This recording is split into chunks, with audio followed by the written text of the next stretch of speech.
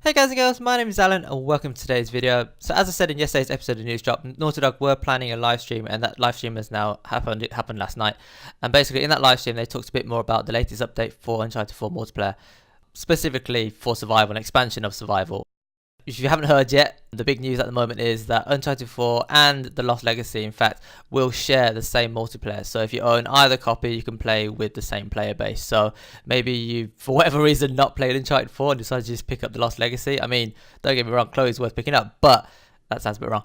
But obviously, you know, you're missing out on a great game in Uncharted 4. So I imagine most people have already owned Uncharted 4 now are obviously going to buy The Lost Legacy. That's my situation.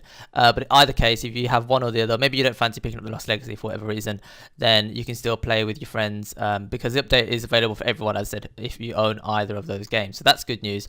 Hopefully that'll increase the player base or bring back some more players to multiplayer because it's starting to drop off a bit, especially where survival is concerned. Most people have already got their stars and all the rest of it.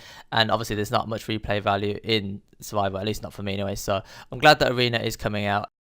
And obviously from the title of the video, you know that today is going to be a stream summary. So it's of that stream that Hosted did last night. And that stream, they basically talked a little bit about what's going to be included with the Arena update, so the Survival Arena update. But the big news, as I said, so that if you own either of the copies of the games, you can play together. And it's going to be a free update. So as long as you own the game, all of this stuff is going to be free. So they're going to add the new game mode and all the new stuff free of charge, as they've done with previous updates. That's really good. I don't know how big it's going to be, the update they didn't mention, and I don't know how big either the Lost Legacy is going to be if you pre-ordered it digitally. So one of the things they talked about was that if you did buy the triple pack, which was the back at the start of Uncharted 4, it was like one piece of DLC for campaign. So obviously it's not Uncharted 4 campaign, it's the Lost Legacy campaign or side campaign or whatever. And then obviously the two multiplayer packs. So the two multiplayer packs have already come out, and the single player stuff is the Lost Legacy. So that's part of the triple pack. If you already own the triple pack, then you can get it free. Well, you've already paid for it obviously, but you can get it via that. I'm not sure how you download it exactly. They did say they put an FAQ on their website, so if you're a bit confused as to how you get it, then you can check out the website and they'll talk about it more there. And also, apparently there's some sort of promotion going on with Sony. They weren't too clear about it. They gave a website. They said go to PlayStation.com, and apparently there's some sort of countdown timer to the Lost Legacy, and if you participate you get like rewards and stuff. But again, they didn't specify too much what you'd get. Some of the things they threw around were avatars and themes for the PS4, which, I mean, it's nice, but it's not, you know, I mean, I don't know, if you're into that sort of thing, head over to PlayStation.com, apparently it's all there. Okay, so if you did pre-order digitally on the console, then you can start preloading on Sunday, I think it was Saturday night, was it? Sunday morning. They weren't too clear about that, but you can start preloading at the weekend. The game doesn't actually launch until the 22nd in America. It's 23rd for everyone else. Well, 22nd for the States and 23rd for Europe. They specifically said those two dates. I don't know if that means 23rd for the rest of the world as well. I'm assuming that the 23rd means Europe and the rest of the world, but they only specifically mentioned Europe, so it might not actually be the 23rd. Just bear that in mind. Preloading, if you don't know what it means, basically you can start downloading the file. So if you've pre-ordered the game digitally, you can start downloading onto your console so that when the 22nd does roll around, or the 23rd if you live in Europe, then you can start playing the game immediately without having to wait for it to download on that specific date. I didn't actually order my copy digitally. I pre-ordered a physical hard disk, so hopefully that gets delivered on the day. Otherwise, I'm going to be very, very, very annoyed with the company I ordered from. And speaking of pre-ordering, apparently there's something, I don't know, they weren't too clear about this, and this is the first time I've heard about it. I said I pre-ordered the game, but I didn't hear anything about this. If you pre-order from any retailer, I think that's what they said, then you get some sort of Jak and Daxter pre-order bonus. Again, it wasn't too clear as to what it was. Maybe it was a mini game or something, but as I said, I pre-ordered my game and I didn't hear anything about it, so I'm questioning whether it is all retailers, or maybe my retailer is screwing me over. I don't know. But yeah, so look out for that if you're interested in Jak and Daxter. If not, well, if it turns up, it'll be a nice surprise. If it doesn't, then you're not really missing out on anything. Okay, so that's the boring stuff out of the way. Now down to the nitty gritty of the stream. So the first thing they started off with was showing the new character models for Chloe and Nadine. So they do look slightly different to how they do in Uncharted 4 as it stands in multiplayer. Nadine has her hair tied back in sort of a bunch / ponytail. Not really a ponytail, but it's like a bunch. And then Chloe looks very similar to how she was revealed in the Lost Legacy reveal trailer. Except I think she looks a bit slimmer now. I don't know, maybe it's just similar to how Drake was initially shown in the teaser for Uncharted 4 like 2 years ago, and then obviously well, just before it came out. Obviously they'd sort of refined his character a little bit, and so he looked a little bit different. I think that's what they've done to Chloe. So the initial reveal, and then you've got the final version of Chloe. I get the impression that they're going to add the new character models alongside the existing character models for Nadine and Chloe. So if you prefer to use the original one from Uncharted 4, then you can still use that one. But if you want to use the new one to show off the Lost Legacy features, then obviously you can use the 2 new ones. And of course, it wouldn't be an update unless they added a crap load of vanity items. So obviously new skins for certain characters. There's a couple for the new updated Chloe and Nadine models. And of course, every single one of those skins comes with a bazillion color palettes, as they all do these days. So if you're interested in that sort of stuff, then great for you. But anyone who's watched any of my chest opening videos knows that I'm not really fussed about vanity items. So, I mean, it's nice to have, but it's not. I mean, I don't really care about that sort of stuff. But if you like it, then there's plenty more incoming. So keep an eye out for those from the chests.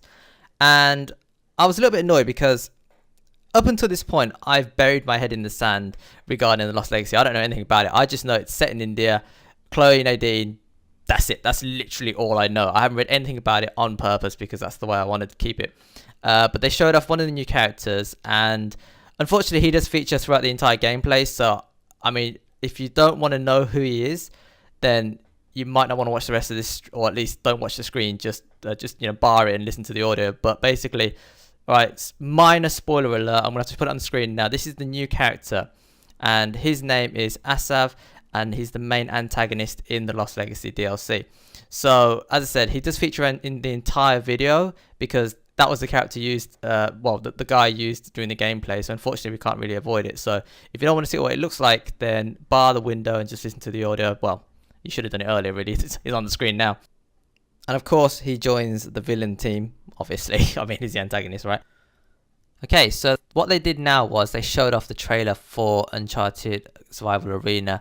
And I will link that trailer in the description, and it might be worth watching that before carrying on the rest of this video, but it's entirely optional because I do use certain screens from that trailer in this video anyway, so you're not going to be missing out on anything if you don't watch it first, because I'll be talking about the screens as obviously the video continues.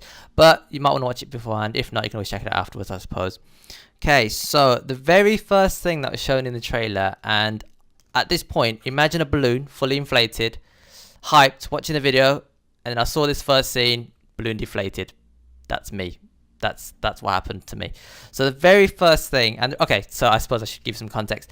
The reason why I say that is because I did do a video on AcornVision Gaming talking about my predictions for Arena, what I didn't want to see return, and what I did want to see added to the game. And one of the things I listed was I didn't want to see any bosses whatsoever. And the very first thing I saw was a boss, a warlord boss. So apparently bosses are going to return to Arena, all the bosses. So that was a massive kick in the balls. And then the second thing I mentioned, which I guess is more of a minor point, but I said I'd rather Jinn enemies not return because they weren't great in Uncharted 3. And immediately after showing the bosses, the second scene was showing Jinn enemies. So that was a kick and then a punch in the stomach to follow that. So yeah, I was a little bit disappointed. Well, to say the least, I was a little bit disappointed to see those 2 screens in the opening section of the trailer. But bear with me, bear with the video, because it's hard to say until you've played it. I'll give you that. And some of the things that I did see did kind of look fun. So just bear with me. Don't shut off just yet because, as I said, you might find something interesting later on that will draw your attention again. Anyway, going back to the trailer. So one of the things I highlighted was that there's 130 wave types.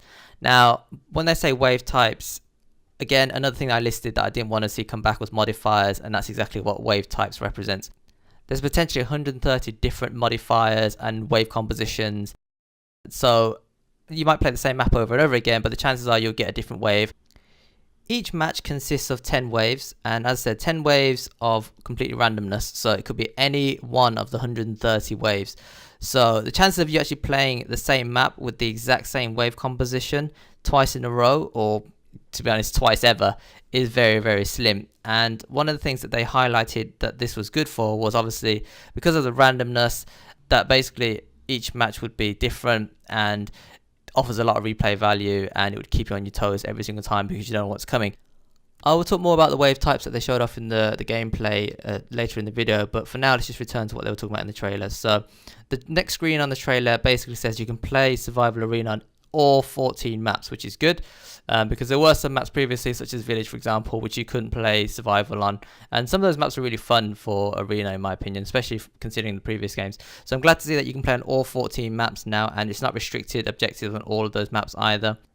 The next scene showed that targets do return to Arena.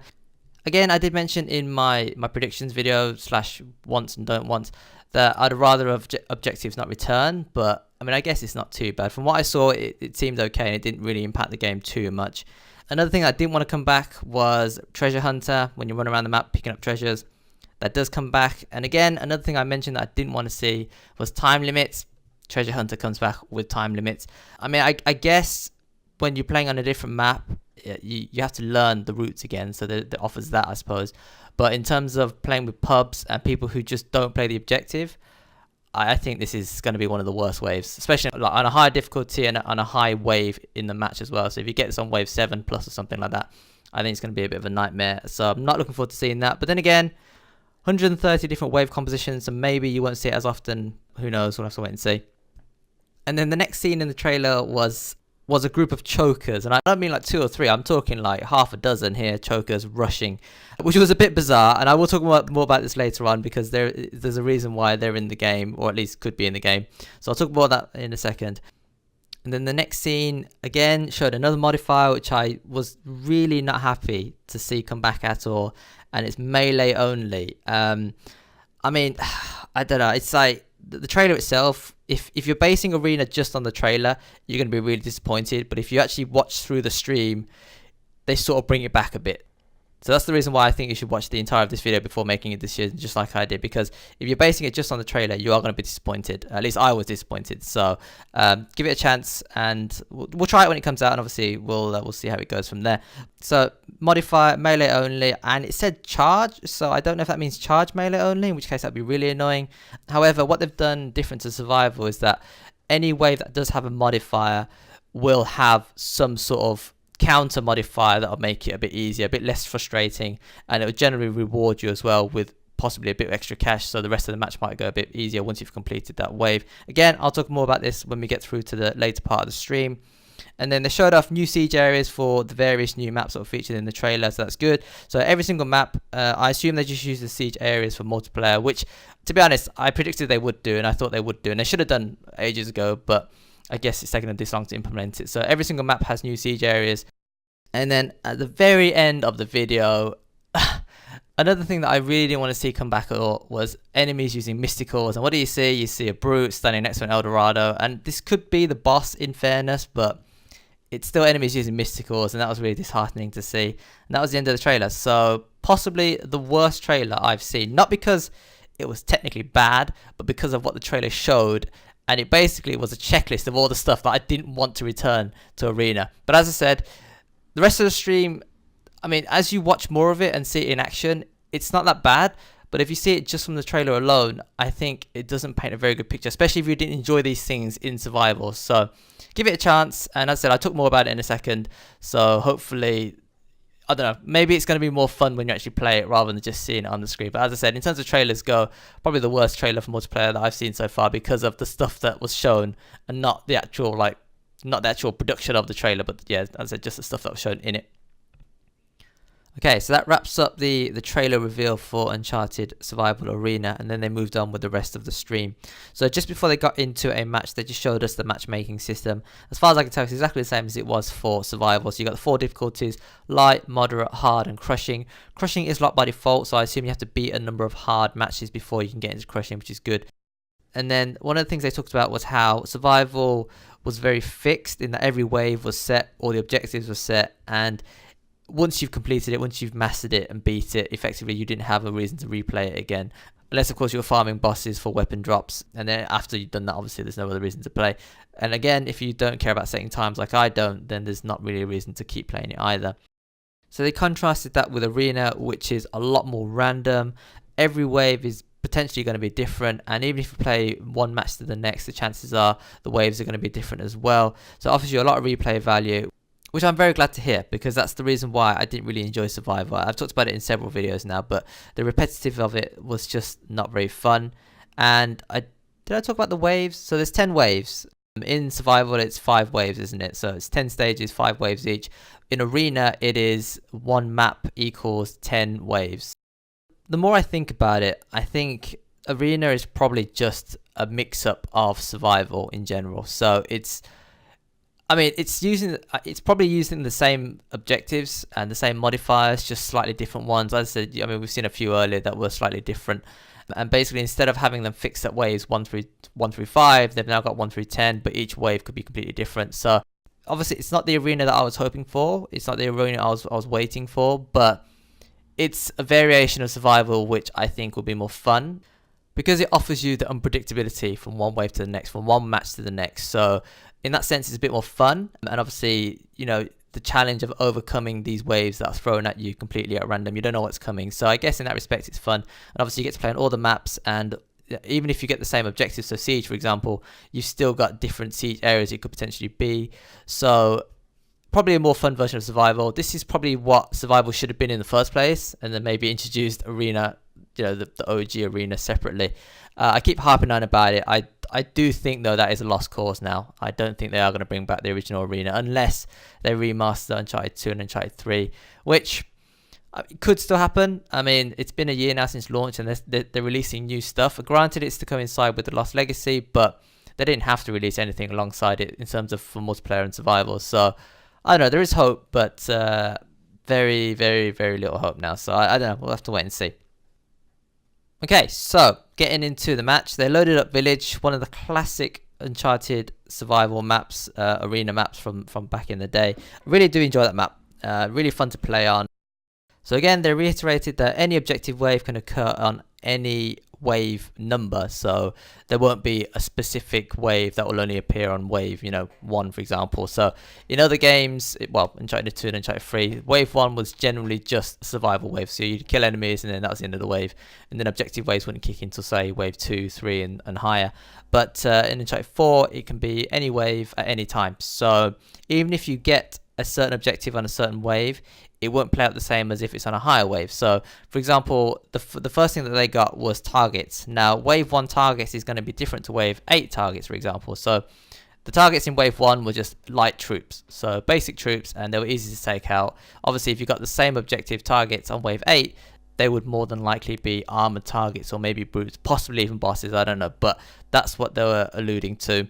And then, speaking of light troops, so in survival, for example, Trainwreck light troops were a lot weaker than light troops on stage 8, for example. Whereas in arena, a light troop is a light troop. There's no wave 1 light troop versus a wave 8 light troop, if you follow what I'm saying. So in that respect, it's following similar pattern to what Uncharted 2 and Uncharted 3 arena did, in that you got different types of enemies, but they didn't get tougher as the waves went on. They just introduced tougher types of enemies, if you follow what I'm saying. So light troop is a light troop, and you got heavy troopers as a heavy troop. And you might not see a heavy troop on wave 1, but when it comes out of wave 8, it'll be the same as it is on wave 9 and 10, because it's just that heavy troop.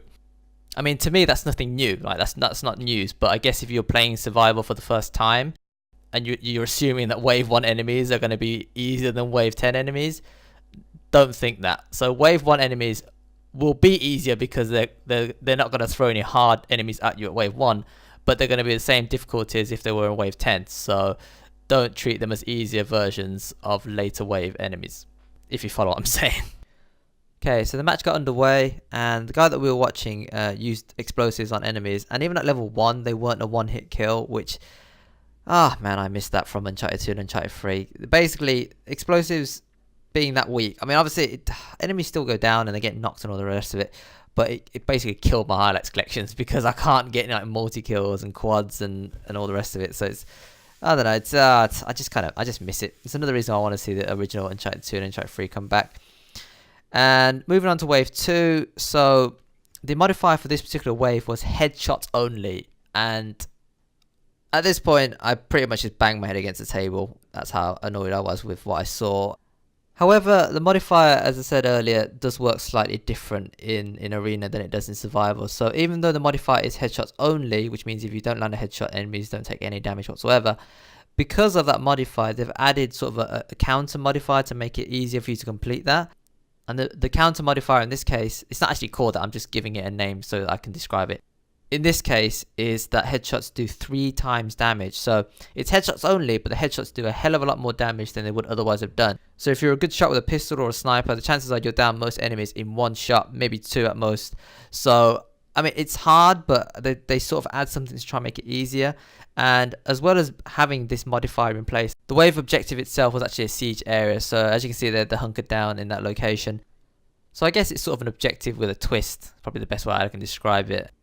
Moving on to wave 3. So this objective was treasure hunter, and unfortunately, as I said at the start, it does come with a time limit still. And I think this is going to be one of the more annoying challenges because, I mean, in survival, still to this day, there are players who do not understand the concept of treasure hunter. And even though it's the same wave every single map, they still don't know how to play it. They don't know the routes. And it's just, I can foresee this being very, very annoying in public matches for Arena, especially in high difficulties.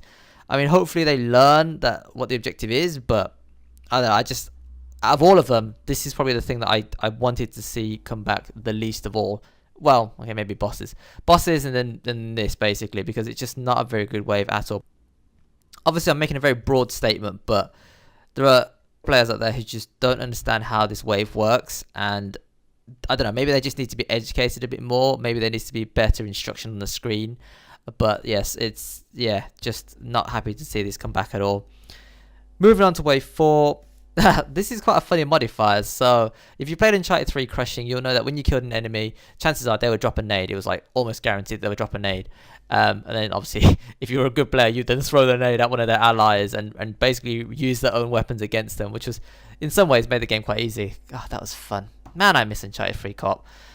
And Uncharted 2 co-op. Anyway, so yeah, the modifier in this wave is you kill an enemy, drop a nade. So I guess the moral is to keep them at range. And if you are going to melee them, then run away as soon as you've done it, because there is no tossback feature in Uncharted 4 multiplayer, obviously. Wave 5. So this coincides with the screenshot that I showed earlier from the trailer, and it's of that horde of chokers rushing towards you. And basically, wave 5 doesn't always be, but it can be what we call a bonus wave. And the one that they're showing in the match at the moment just happens to be a bonus wave. And a bonus wave is something a bit gimmicky, a bit outlandish, not too serious. And in this case, it's a horde of chokers rushing towards you. And they've also got the objective as siege area. So they've got a siege area with glass hunters. Glass hunters being a bunch of chokers, but with low health. So he did say a number, but I can't remember what it was exactly. But it's really low. So most of them will go down in 1 or 2 shots, like 2 melee hits or something like that. So they're really easy to take out. But obviously, because you've got so many rushing you, if you don't manage to fend them off, then you can get overwhelmed. And obviously, as soon as you get overwhelmed and caught, then other chokers will rush in and it just becomes a nightmare. I mean, it kind of looked fun. It was silly. You know, it didn't really make any sense. I don't understand why it was in there. But in terms of trying it out, yeah, of course, I want to give it a go because it kind of looks fun. But again, playing with players who don't really know how to handle themselves. I mean, most players can't deal with 1 choker, so I can't imagine what they're going to do when 6 chokers come rushing at you. That's going to be really interesting to see for sure. And again, because it's a bonus wave, they do give you something as an addition. So when you take out these enemies, you do get rewarded with a higher number of cash, or higher amount of cash rather. So obviously you can buy stuff for later waves and just makes things a bit easier. Moving on to wave 6. Okay, so basically back to wave 5 a second. That bonus wave can only occur on wave 5. I think that's what he said. So you potentially might get a bonus wave on wave 5, and if you don't, then I guess it's just a normal wave. And you'll know it's a bonus wave because of that money bag. So it's a bonus wave which gives you the opportunity to earn extra cash, but you've got a silly modifier to deal with in the process.